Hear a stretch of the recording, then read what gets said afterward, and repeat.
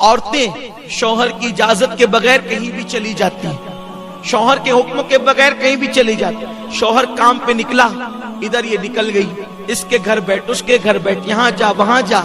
یاد رکھیں اگر شوہر منع کر دے تو بیوی کو یہ حق نہیں کہ وہ اپنے باپ کے گھر بھی جائے، اپنی ماں کے گھر بھی جائے، کیونکہ نکاح کے بعد، شادی کے بعد ماں باپ سے بڑا حق ایک عورت پر اس کے شوہر کا ہوتا ہے. آقا کریم علیہ السلام فرماتے ہیں کہ اگر اسلام میں اللہ کے سوا کسی کو سجدہ کرنے کی اجازت ہوتی تو میں عورتوں کو حکم دیتا کہ وہ اپنے شوہر کو سجدہ کرے، لیکن چونکہ کسی کو غیر اللہ کو سجدہ کرنے کی اجازت نہیں.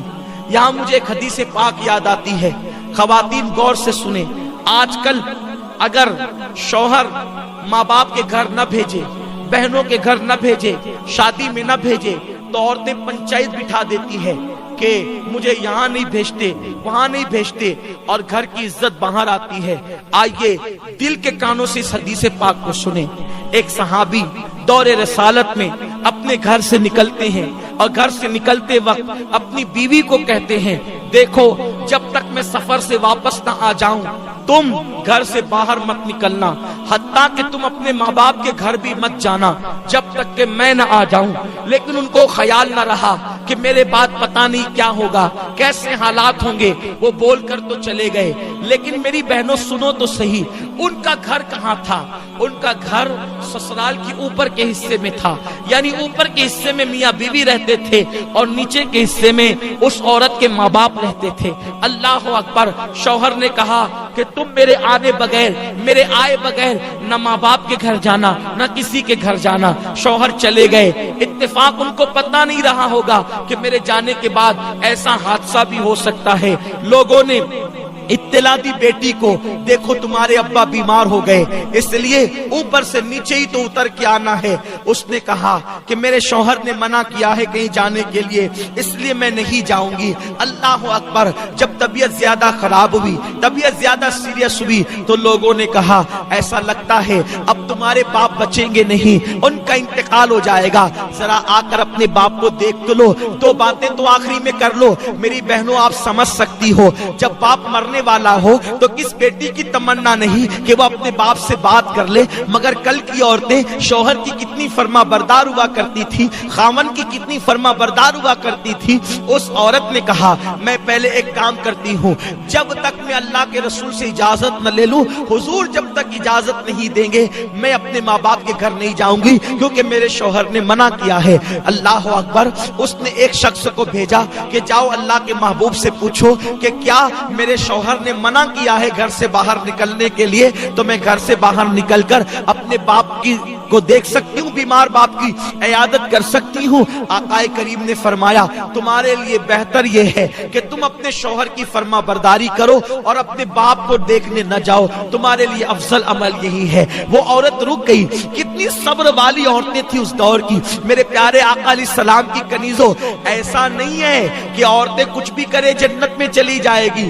جنت میں جانے کے لیے قربانی دینی پڑے گی. میرے پیارے آقا علیہ السلام کی کنیزوں، اس کے بعد کچھ دن گزرے، خبر آئی تمہارے باپ کا انتقال ہو گیا، جنازہ تیار ہے، آخری صورت تو اپنے باپ کی دیکھ لو، آخری شکل تو اپنے باپ کی دیکھ لو. اس نے کہا اب ذرا دیکھو، ایک بیٹی اگر باپ کا انتقال ہو جائے اور بیٹی بمبئی میں رہے، دبئی میں رہے، سعودی میں رہے، وہ وہاں سے فوراً دوڑتی بھاگتی آتی ہے اپنے باپ کا آخری چہرہ تو دیکھ لوں، اپنے باپ کی آخری شکل تو دیکھ لوں. مگر قربان جائے اے خاتون جنت کی کنیزوں، اس دور کی عورتیں کیسی تھی، انہوں نے حضور کے فرامین کو کیسے سینے میں بسایا تھا، انہوں نے قرآن و حدیث پہ کیسے عمل کیا تھا. ایک شخص کو بھیجا جاؤ آقا سے پوچھ کر کے آؤ میرے شوہر نے مجھے ماں باپ کے گھر جانے کے لیے منع کیا ہے، کیا میں اپنے باپ کی آخری شکل دیکھنے کے لیے جا سکتی ہوں؟ تو آقا کریم نے فرمایا اس عورت کے لیے افضل عمل یہی ہے کہ وہ اپنے باپ کی شکل دیکھنے نہ جائے اور اپنے شوہر کے فرمان پر عمل کرے.